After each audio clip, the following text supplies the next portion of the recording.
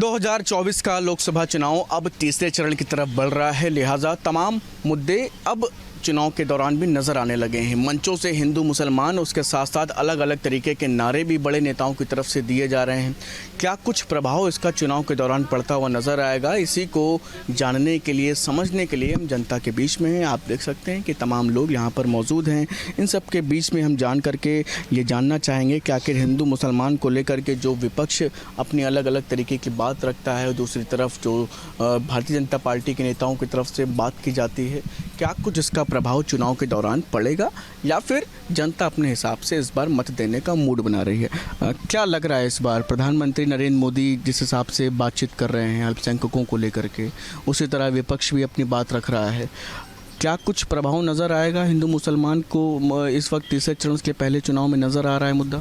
जैसा कि आप लोगों ने कल भी देखा होगा सोशल मीडिया पे, ओवैसी को भगवा गमछा पहनाया जा रहा है। और बताइए, भारत देश में यहाँ किसी जात और मजहब को लेके जो कुछ लोग ही हैं जो भारत देश को बांटने का प्रयास कर रहे हैं, और उत्तर प्रदेश क्या पूरी देश की जनता अब इस बार मान चुकी है कि प्रचंड बहुमत के साथ भारतीय जनता पार्टी की सरकार बनने जा रही है और नरेंद्र मोदी जी तीसरी बार देश के प्रधानमंत्री बनने जा रहे हैं। और उत्तर प्रदेश में जो भारतीय जनता पार्टी का संकल्प है 80 का 80, उत्तर प्रदेश में भारतीय जनता पार्टी भी इतिहास रचने जा रही है, 80 के 80 सीटें जीतने जा रही है। और मोदी जी के नेतृत्व में पुनः देश जिस प्रकार से पिछले 10 सालों में विकास की जो रूपरेखा थी, मोदी जी हमेशा कह रहे हैं जो हमने 10 साल में जो हमने काम किया, ये तो एक वो था, ट्रेलर था, अभी फिल्म बाकी है पूरी। 5 साल मोदी जी पूरे देश की तस्वीर और तकदीर बदलने वाले हैं। और जो लोग आज बताइए पूरे देश में 10 साल पहले जो गरीबी की क्या स्थिति थी, गरीब लोग भुखमरी से मर रहे थे, आज मुसलमान भारतीय जनता पार्टी को वोट करने में मजबूर है, क्योंकि आज हम कई जगह महिलाएं निकल के आ रही, मुसलमान भारतीय जनता पार्टी के पक्ष में वोट मांग रही हैं। वो कह रही मोदी जी ने मुझे आवास दिया है और मेरे घर मुझे रहने के लिए जो धूप और पानी से हमें झेलना पड़ता था, आज मोदी जी ने हमें छत दिया है, इसलिए हम अपना वोट भारतीय जनता पार्टी को। 3 तलाक बहुत बड़ा मुद्दा था, आज महिलाओं को बताइए कोई मुसलमान तलाक दे रहा है? नहीं देता। 3 तलाक मुद्दा जैसे गंभीर मुद्दों को मोदी जी ने नास्ता नाबूद किया। और धारा 370 कश्मीर में आज हम सब जाके आज ज़मीन खरीद सकते हैं। मोदी जी का ये सपना है कि भारत देश कि प्रत्येक जनता कहीं भी रह सकता है, कहीं भी जा सकता है, और भारत की अन्य देश के लोग जो भारत में आ रहे हैं उनको भी नागरिकता मिले। और भारतीय जनता पार्टी इस बार उत्तर प्रदेश से और पूरे देश में प्रचंड बहुमत के साथ सरकार बनाने जा रही है। लेकिन ये विपक्ष लगातार ऐसे मुस्लिमों को मोदी से डरवाना या इस तरह की बात कहना, क्या लगता है ये क्यों कर? विपक्ष पूरी तरीके से ध्वस्त हो चुकी है। ये उत्तर प्रदेश की जनता नहीं, पूरे देश की जनता जान रही है, क्योंकि मुस्लिम लोग इसलिए भड़का, कुछ ही मुसलमान इस भारतीय जनता पार्टी की जो सरकार पिछली सरकारों से चल रही, जो मुसलमानों के लिए काम किया, ये लोग मुसलमान समुदाय के जो लोग हैं उनको बरगलाने का काम कर रहे हैं, राजनीतिक रोटियां सेकने का काम कर रहे हैं। समाजवादी पार्टी अखिलेश यादव लगातार मंच पर कहते हैं, आप बताइए, लगातार मंच पे कहते हैं कि भारतीय जनता पार्टी अपराधियों का साथ दे रही है। क्या अखिलेश यादव नहीं जान रहे भारतीय जनता पार्टी किसके साथ दे रही है? भारतीय जनता पार्टी आज पूरे उत्तर प्रदेश, पूरे देश में आज भारतीय जनता पार्टी की लहर है। पक्ष और विपक्ष के बड़े बड़े नेता के कैबिनेट मंत्री हों, चाहे विपक्ष के चाहे जो रहे हो विधायक सांसद, आज वो भारतीय जनता पार्टी की विचारधारा से जुड़ रहे हैं। लगातार लोग ज्वाइन कर रहे हैं। भारतीय जनता पार्टी को कुनबा बढ़ते हुए विपक्ष के लोग नहीं देख पा रहे हैं। क्या हिंदू मुसलमानों के बीच में दीवार खड़ी कर रही है? जो हिंदू मुसलमान की बात करें, जो मुसलमान भी आज महिलाएं, आप सर्वे कर लीजिए पूरे उत्तर प्रदेश में 80% महिलाएं, मुसलमान महिलाएं भारतीय जनता पार्टी को वोट देने जा रहे हैं। वहाँ के पुरुष जो दबाव बना रहे हैं भारतीय जनता, लेकिन जब वोट डालने जाएंगे तो भारतीय जनता पार्टी को कमल के निशान पर महिलाएं, मुस्लिम महिलाएं दें। 3 तलाक उनके लिए बड़ा मुद्दा है, आवास बड़ा मुद्दा है, राशन बड़ा मुद्दा है, और जो गैस सिलेंडर देने ये भी बड़ा मुद्दा है। इस सब को सोचते हुए मुसलमान महिलाएं भारतीय जनता पार्टी को वोट देने उत्तर प्रदेश में जा रहे हैं इस बार। कुछ और लोग भी हैं, उनसे बात कर लेते हैं। क्या लग रहा है इस बार 2024 का चुनाव सामने, तीसरे चरण का मतदान भी अब होने वाला है, हिंदू मुसलमान ये तमाम मुद्दे हैं, मुस्लिमों को मोदी से डराने का काम, या ये कहिए कि प्रधानमंत्री नरेंद्र मोदी भी अलग से बिल्कुल मंचों पर बयान देते हुए नज़र आ रहे हैं? देखिए, विपक्ष एकदम धाराशायी हो गया है। और मुसलमान की बात करें तो मुसलमान इन लोगों की बातों में डरने वाला नहीं, इस बार नरेंद्र मोदी जी के साथ है। और 80% मुस्लिम मतदान भारतीय जनता पार्टी और कमल पे करेगा, क्योंकि उन्होंने उनको जो मिलना था वो मिला, चाहे वो आवास हो, शौचालय हो, राशन हो, 5 लाख का फ्री इलाज हो, आयुष्मान योजना के तहत, और मान के चलिए कि राशन हो और घर मिला, पक्के घर मिले, शौचालय में बहुत ऐसी तमाम सारी सुविधाएं मिले। और आज का मुसलमान किसी से डरने वाला नहीं है, और आज मुसलमान खुलकर राष्ट्रवाद पे चोट करेगा और भारतीय जनता पार्टी को वोट और सपोर्ट करेगा और कमल को विजयी बनाएगा। लेकिन ये जैसे विपक्ष मोदी का डर दिखा रहा है मुसलमानों को, या इस तरह की बात कहना, और प्रधानमंत्री भी मंच से लगातार अल्पसंख्यक को प्रमुख तौर पर मंच पर कहते हुए नजर आ। नहीं, देखिए, ये डराने वाले लोग ये बिल्कुल धराशायी हो गए हैं। मोदी मान के चलिए कि आपको देखा होगा, अभी राम मंदिर जब चुनाव था, राम मंदिर में जब वो प्राण प्रतिष्ठा थी तो सबको न्योता दिया गया, सोनिया जी को, राहुल जी को, वाड्रा जी को, प्रियंका जी को, लेकिन इन्होंने न्योता को ठुकरा दिया और नहीं आया कि हमारा वोट बैंक कम हो जाएगा। और आज देखिए, अमेठी की सीट छोड़कर राहुल गांधी रायबरेली भाग चुके हैं, जनता वहाँ भी नकार रही है। और उत्तर प्रदेश की 80 की 80 सीटें हम लोग जीतने जा रहे हैं, भारतीय जनता पार्टी और कमल पे शानदार % विजय होगी। डर दिखा करके लोग ये वोट लेना चाहते हैं राजनीतिक दल। नहीं, जो विपक्षी दल है पहले भी डराया धमकाया करता था, लेकिन अब जो वोटर हैं, जो खासकर अल्पसंख्यक समाज, वो अब डरने वाला नहीं है। मोदी जी के साथ और योगी जी के साथ कदम पे कदम मिलाकर चलने वाला है और कमल पे वोट करने जा रहा है। सबका साथ, सबका विकास, सबके विश्वास पे वोट करेगा और भारतीय जनता पार्टी के प्रचंड बहुमत की सरकार बनने जा रही, 400 पार, एक बार फिर मोदी सरकार। क्या लग रहा है कि इस बार जो अलग अलग मुद्दे तो नज़र आते ही हैं, लेकिन ये हिंदू मुसलमान जो प्रमुख तौर पर, ऐसे कि शुरुआत में एकदम ये मुद्दा नज़र नहीं आया, लेकिन तीसरे चरण आते आते अब इस तरह की भी बातचीत हो रही है। सब भारतीय जनता पार्टी के साथ है, कमल के साथ है। और इस बार भी नरेंद्र मोदी जी ने बताया तो थे कि अभी तो ट्रेलर था, पिक्चर अभी बाकी है, आने वाले दिन में जो जितना कुछ बचा है उतना शानदार विकास होगा। और जितने भी अपने हैं सबको भारतीय जनता पार्टी सुरक्षा और नीति और सारी सेवाएं देने के तत्पर हैं और आगे भी तत्पर रहेंगी। क्या लग रहा है भाई साहब इस बार लग क्या रहा, देश की जनता हिंदुस्तान के साथ है, हिंदुओं के साथ है, और हिंदुस्तान और सनातन की जो बात करेगा उसी पे आपकी वोट होगा। और भारतीय जनता पार्टी हमेशा हिंदुओं और सनातन की बात की है। और तुष्टीकरण की बात, जो शरिया कानून लाना चाहते हैं, जो शरिया कानून की बात कर रहे हैं, वही सिर्फ विरोध कर रहे हैं। और हिंदुस्तान का और भारतीय जनता पार्टी कोई विरोध नहीं कर रहा। जो आज तक तुष्टीकरण की नीति में अपनाते, आज मुसलमानों की जो स्थिति आज इस देश में हुई, किस लिए, जो शरिया उनको पढ़ाया, उनको शिक्षा से वंचित रखा गया, उनको शिक्षा में भागीदारी नहीं दी गई, उनको शिक्षित नहीं किया गया, इसीलिए कि चूँकि देश में कत्लेआम करा करके, बंटवारा करा करके, चूँकि हिंदुओं में तो कई जातियां बांट दी, हिंदुओं को जात में बांट करके उनका तो सत्यानाश कर दिया था इन राजनेताओं ने, कांग्रेस की नीतियों ने। लेकिन अब देश की जनता और देश का, हिंदुस्तान का हिंदू और सनातन, ये सब जाग चुका है, सब देख रहा है कि कौन देश को बांटने वाला, किसने देश के साथ विश्वासघात किया है। उसी के आधार पर 2014 से ये हिंदुस्तान की जनता और सनातन को मानने वाली जनता उसी पे वोट कर रही है, और किसी पे वोट नहीं है, उसी पे वोट करेगी। और जितने भी ये शरिया कानून और ये सब का समर्थन कर रहे हैं, इस देश से देख लेना 2024 के बाद इनको भगाने का काम यही हिंदू समाज करेगा। जो अगल बगल जो उनके बैठे रहते हैं लोग, जो हिंदुओं के खिलाफ बोलते रहते हैं, अनर्गल के खिलाफ करते रहते हैं, सनातन के खिलाफ अनर्गल खिलाफ करते रहते हैं, भगवान के खिलाफ, सनातन के खिलाफ, सबके खिलाफ अनर्गल खिलाफ करते रहते हैं, लेकिन वो दूसरे समुदाय के खिलाफ नहीं बोल पाएंगे। उनको इसी देश की जनता अपने बीच में रुकने नहीं देगी। अब कुछ समय ऐसा आ जाएगा कि हाँ, जो गृह युद्ध कहते थे, तो हो सकता है कि इस देश में, चूंकि इतना ज़्यादा इन लोगों ने कांटा बीज बो दिया का कोई जान नहीं रहा, अभी तक कोई जान नहीं रहा था, जिसका खामियाजा से इस देश की जनता उठा रही थी, कांग्रेस का फायदा उठा रही थी। आज कांग्रेस का कोई नाम लेने वाला 2029 के बाद नहीं बचेगा, 2024 में ख़त्म हो जाएगा, चूँकि उन लोगों ने ऐसा कुछ देश के साथ कुछ सही नहीं किया। नहीं, आज ये देश बेबसी, गरीबी और अत्याचार और आतंकवाद में नहीं, आज भटक रहा होता। नौजवान कहते हैं, नौजवानों कहते हैं कि आज बेरोजगारी है। अरे 2014-2012 में कौन सा बेरोजगारी भत्ता बांट रहे थे? तब रोजगार नहीं था, तब तुमने क्या बांटा था? क्या वो रोजगार का भत्ता बांट रहे थे?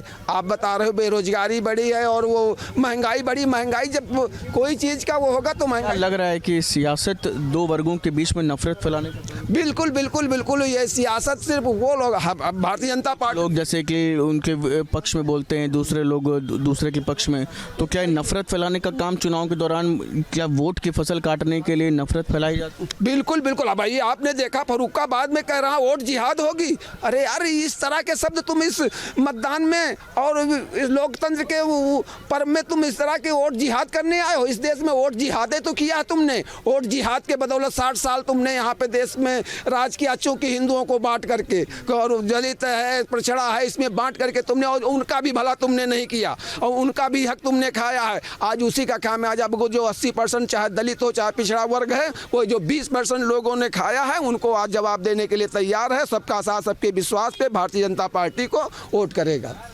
क्या लग रहा है भाई साहब, इस बार 24 के चुनाव में आप लोग कैसे देख रहे हैं? तब तीसरा चरण आते आते हिंदू मुसलमान भी शुरू हो गया है, प्रधानमंत्री भी मंच से बोल रहे हैं और अल्पसंख्यकों की बात कर रहे हैं, ऐसे कर तमाम तरह के बयान सामने आ रहे हैं। सीएम भी यहाँ तक कह रहे हैं कि शरिया कानून ये लोग लागू कर देंगे। मैनिफेस्टो को लेकर के भी कांग्रेस के तमाम सवाल खड़े किए गए। आप लोग कैसे देख? ऐसा है, देश जो है इस दशा में चल रहा है, कि भारतीय जनता पार्टी ही जो भी जिसको वो करना है सब भारतीय जनता पार्टी कर रही है। हिंदू मुसलमान में बांटने का, वोट को पोलराइज करने के लिए सारा काम जो है भारतीय जनता पार्टी कर रही है। कांग्रेस ही देश को बनाया था, और कांग्रेस ही देश को चलाएगी। दूसरा कोई विकल्प नहीं है देश के सामने। गरीब जनता ये जान चुकी है। 15 लाख रुपया 15 लाख रुपए का आश्वासन दे करके कि किसानों के खाते में जाएगा, वो 15 लाख रुपया जैसे झूठ नारों को अब जनता समझ चुकी है। अब इनको हिंदुस्तान से उखाड़ने के लिए जनता खड़ी हुई है। पार्टियों की बात छोड़ दीजिए। गठबंधन चुनाव ऑल इंडिया स्तर पर जीतने जा रहा है। भारतीय जनता पार्टी जो मुक्त भारत ये करने आए थे, कांग्रेस मुक्त भारत, अब यह जनता जो है इनको मुक्त भाजपा करने की तैयारी में लग गई है। क्या लग रहा है आपको कि तमाम जो मुद्दे चल रहे हैं हिंदू मुसलमान मंच से लगा पहले, कैसे देख? संक्षेप में यही है कि 2024 के लोकसभा चुनाव में भारतीय जनता पार्टी का सुपड़ा साफ होने जा रहा है। कारण स्पष्ट है। कारण यह है कि जनता की बात पूरी तरीके से दबा दी गई है। लोगों को बोलने नहीं दिया जा रहा है। एक तरफ नाच गान चल रहा है, दूसरी तरफ तो जो है लोग रो रहे हैं। तो जिस तरीके से, और एक बात, प्रधानमंत्री जी का जो स्टेटमेंट आ गया चुनाव के समय, मुसलमान की बात करना, लॉकेट की बात करना, मंगलसूत्र की बात करना, ये सब जो भय दिखा करके हिंदू को पोलराइजेशन करने का बात कर रहे हैं, इससे साबित हो गया कि उनको उनके अपने काम पर विश्वास नहीं, अपने विकास पर विश्वास नहीं है, न भगवान पर विश्वास है। भगवान के नाम पर भी वोट नहीं मांग रहे हैं। वो सिर्फ मुसलमान मुसलमान मुसलमान चिल्ला चिल्ला के वोट मांग रहे हैं। अगर नफरत फैलाने का काम है, मतलब ये सियासत जो हो रही है, क्या नफरत फैलाने के लिए दो वर्ग? सीधे सीधे प्रधानमंत्री नफरत फैला रहे हैं, सीधे सीधे, और कोई नहीं। और अगुआ जब ऐसा होता है तो पछलगुआ तो वही भी करेगा। भाजपा के बाकी लोगों को कौन सा दोष है? अगुआ जो है आग में जो है डालने का काम कर रहा है। चुनाव के समय नोटिस हो गया है, आचार संहिता, कोई ना जाति धर्म के नाम पर वोट नहीं मांग सकता है, ये नियमावली में आता है। तो सवाल इस बात का है कि प्रधानमंत्री लॉकेट की बात क्यों कर रहे हैं, मंगलसूत्र की बात क्यों कर रहे हैं? इसका मतलब उनको विकास के नाम पर वोट मिलने वाला नहीं है, इसीलिए वो जो घबराहट। तो बिल्कुल आप देख सकते हैं कि लोगों की अलग अलग राय इस मुद्दे को लेकर के। अब देखना ये होगा कि जनता किन मुद्दों के सहारे लोगों के बीच में जुड़ती है, क्या मुद्दों के सहारे वोट करती है, ये सबसे ज़्यादा अहम है। वीडियो जर्नलिस्ट समीर कनकी के साथ शुभम पांडे, न्यूज स्टेट, लखनऊ। लोकसभा चुनाव के चरण जैसे जैसे बढ़ते जा रहे हैं, चुनाव का रुख भी बदलता जा रहा है। तमाम नए मुद्दे चुनावों में उछाले जा रहे हैं और इस वक्त विपक्ष की तरफ से एक मुद्दा उछाला जा रहा है कि अगर प्रधानमंत्री मोदी रिपीट होते हैं तो अल्पसंख्यकों का नुकसान होगा, उन्हें डराया जा रहा है। तमाम लोग हमारे साथ कानपुर के मौजूद हैं, उनसे बात करेंगे और जानेंगे क्या वास्तव में मुसलमानों को डरने की ज़रूरत है या प्रधानमंत्री तीसरी बार अगर सत्ता में काबिज होते हैं तो क्या मुसलमानों का कुछ नुकसान हो सकता है। वैसे आप बताइए, क्या लगता है कि लगातार विपक्ष इस तरीके की बातें कर रहा है कि अगर मोदी प्रधानमंत्री बनते हैं तो इस बार अल्पसंख्यक उनके निशाने पर होंगे? मैं बतौर दलित चिंतक मैं ये कह रहा हूँ कि जिस तरह का लोगों का ये भ्रम फैलाया जा रहा है अल्पसंख्यकों के लिए कि अगर अब की ये आते हैं तो संविधान बदल जाएगा, तो मैं निश्चित तौर पे कहना चाहता हूँ कि बाबा साहब ने संविधान में जो राइट टू इक्वलिटी करी है, उस राइट टू इक्वलिटी में लिंग भेद, जात भेद, इन सबको निषेध किया हुआ है। और निश्चित तौर पर आपके मान कर चलें कि एक उदाहरण 2018 का है, जिस समय CJI चीफ जस्टिस इंडिया दीपक मिश्रा ने SC/ST के मामले पे एक टिप्पणी करी है, उसको समाप्त करने का प्रयास किया तो लोग आंदोलित हो गए, 18 लोगों की कैजुअलिटी हुई। उसके बाद इन्हीं माननीय प्रधानमंत्री जी ने संविधान की रक्षा करने के लिए उसी समय संविधान में संशोधन किया है। निश्चित तौर पर उनको धन्यवाद ज्ञापित करता है कि अगर संविधान में संशोधन उन्होंने ना किया होता, अगर नीयत गंदी होती उनकी तो वो कभी ना करते। और मुझे लगता है कि आने वाले समय में भी संविधान संरक्षित और सुरक्षित है माननीय प्रधानमंत्री जी के हाथों में। मैम ये बताइए, आपको क्या लगता है मुसलमानों को डरने की ज़रूरत है अगर प्रधानमंत्री बन जाते हैं? क्यों डराया जा रहा है उनको? कहीं नहीं डराया जा रहा है। हम लोग मुस्लिम बस्ती में जाते हैं तो वहाँ पे सब महिलाओं से और जेंट्सों से मिलते हैं तो वो लोग कहते हैं ऐसी कोई बात नहीं, मोदी ने जो काम किया हमारी महिलाओं के लिए तो मतलब अच्छा काम किया, हम तो उन्हीं को वोट करेंगे। और ऐसा तो है नहीं उन्होंने भेदभाव कुछ किया हो। कुछ और लोग भी उनसे बात करते हैं। मैम ये बताइए कि जिस तरीके से विपक्ष लगातार मुसलमानों के नाम को लेकर के डराने का काम कर रहा है, मोदी का नाम लेकर के, क्या लगता है क्यों जरूरत पड़ गई इस मुद्दे को उछालने की? हिंदू मुस्लिम क्यों किया जा रहा है? ये बताइए, पहले भी आपने देखा होगा कि कांग्रेस ऐसी पार्टी थी जो हमेशा जातिवाद की राजनीति करती थी। आपने देखा भी होगा कि हमें नहीं लगता कि प्रधानमंत्री जब से मोदी जी आए हुए हैं तो ऐसी कोई जातवाद की राजनीति हुई। जितना भी लाभ मिल रहा है सबसे ज़्यादा अल्पसंख्यकों को मिल रहा है। आपने देखा कोई योजना, चाहे राशन की योजना हो, चाहे आवास की योजना हो और चाहे महिला 3 तलाक का मुद्दा, केवल मोदी जी ने तो उठाया, आज तक किसी ने नहीं उठाया। महिला प्रधानमंत्री हुई, महिला मुख्यमंत्री हुई, क्या किसी ने उठाया?